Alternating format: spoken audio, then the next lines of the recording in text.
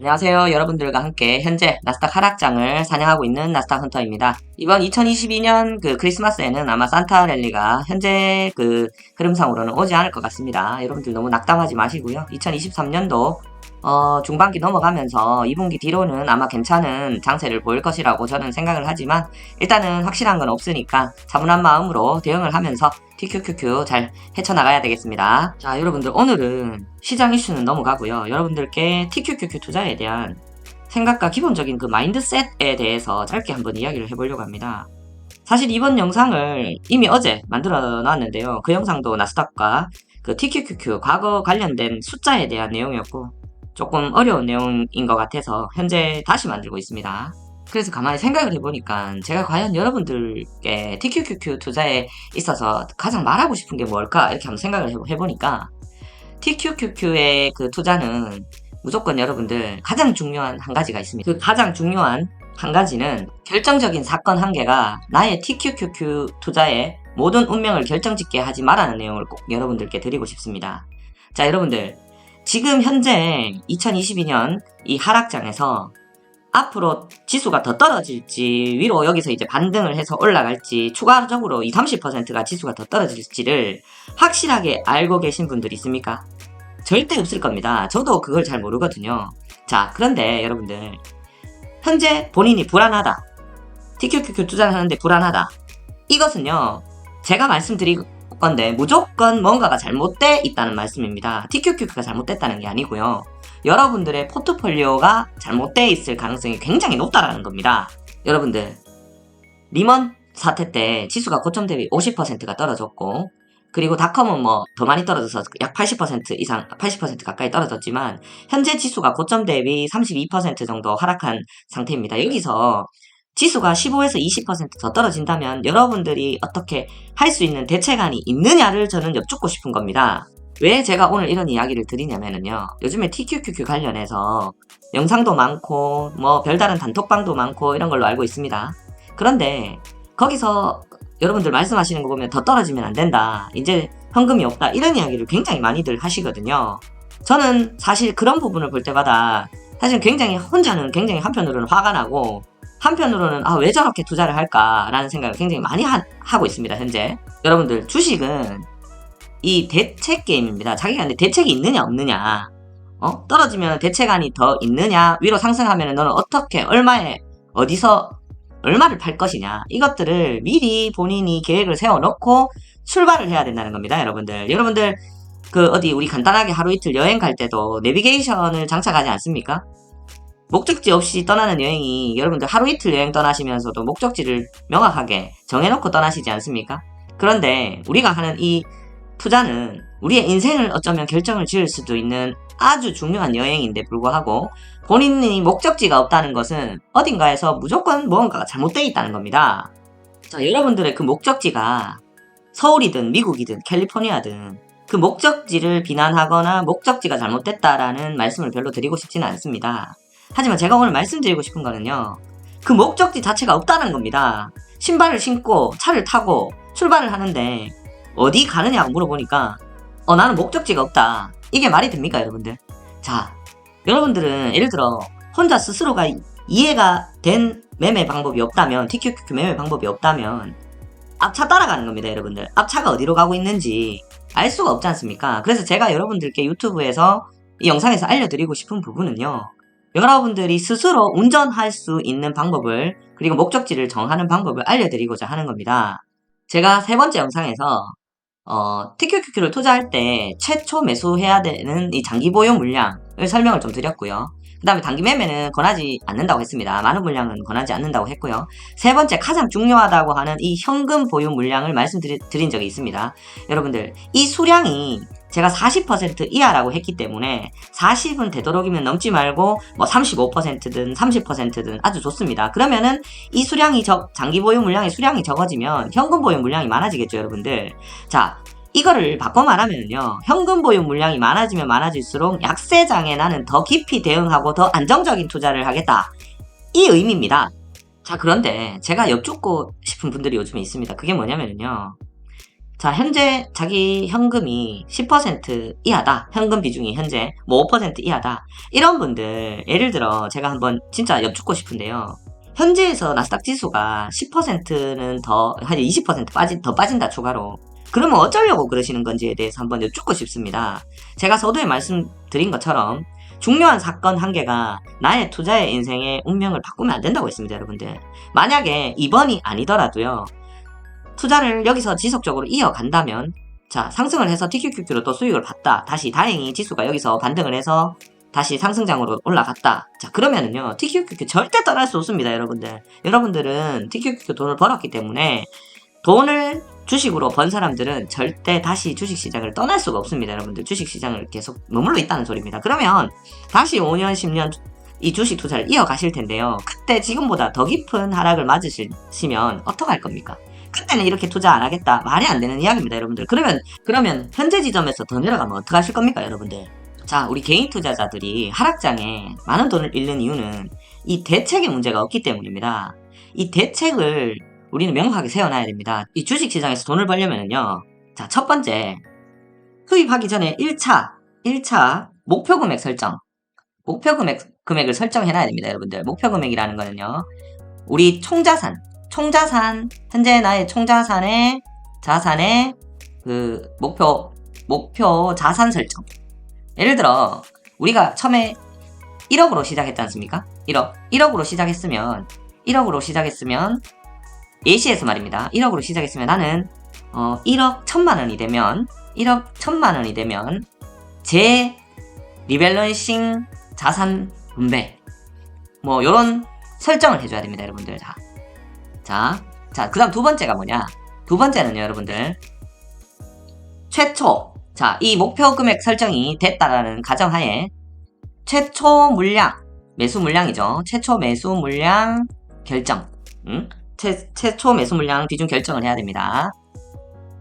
제가 처음에 아까 말씀드렸던 이 물량을 말씀드리는 겁니다. 장기 비중 설정을 얼마나 가져갈 것이냐. 예를 들어 40%를 가져가겠다. 그럼 예시 1억에서 이게 4천만 원이 되겠죠, 그죠? 4천만 원이 되겠습니다.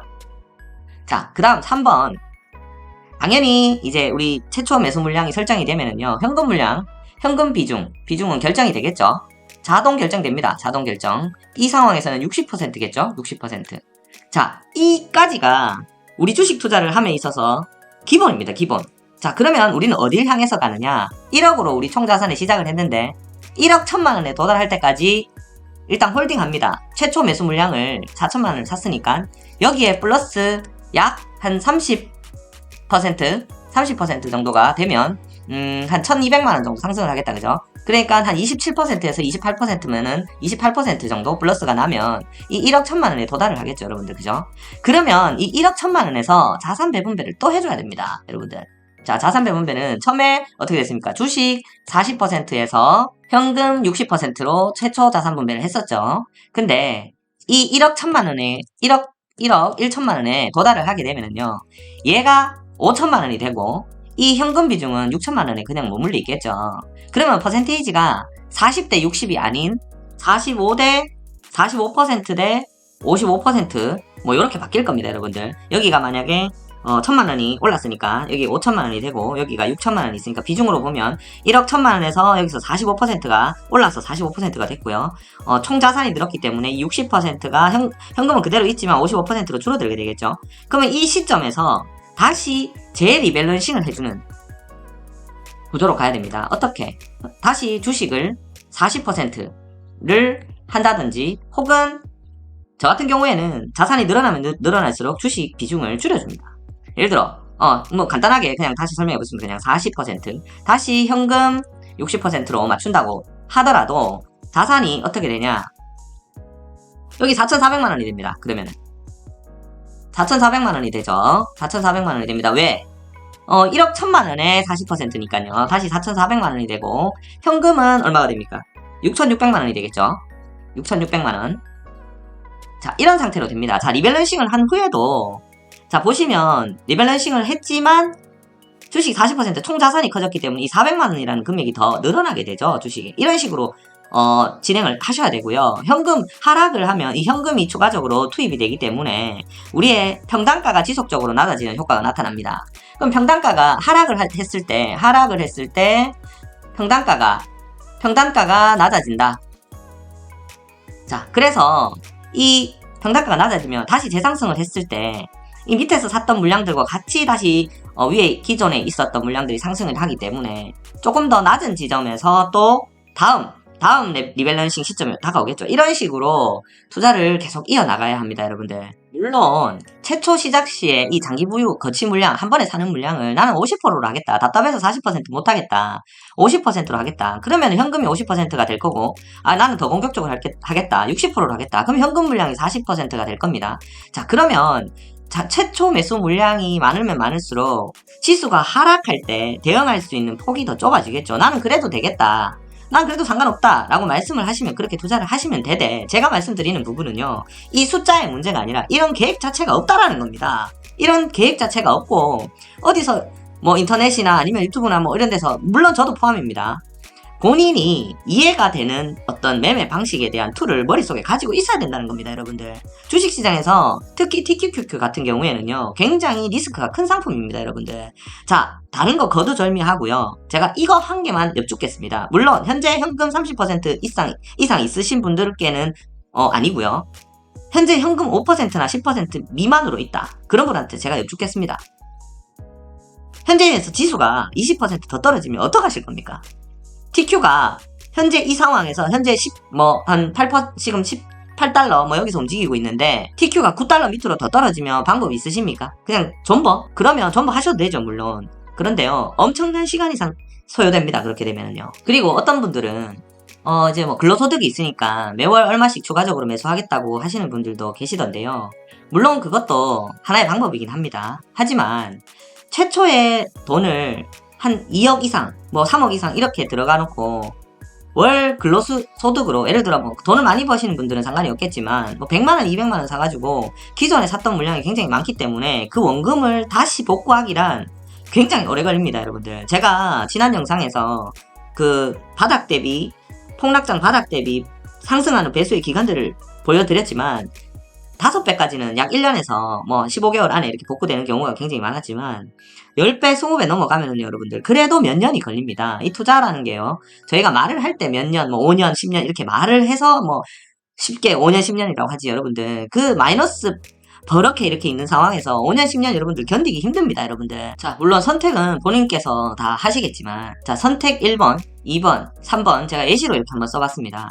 투자 자본금이 5억인 상황으로요. 1번, 2번, 3번 공통된 5억입니다. 15년 내에 나는 100억을 목표로 한다. 자, 선택 2번은요.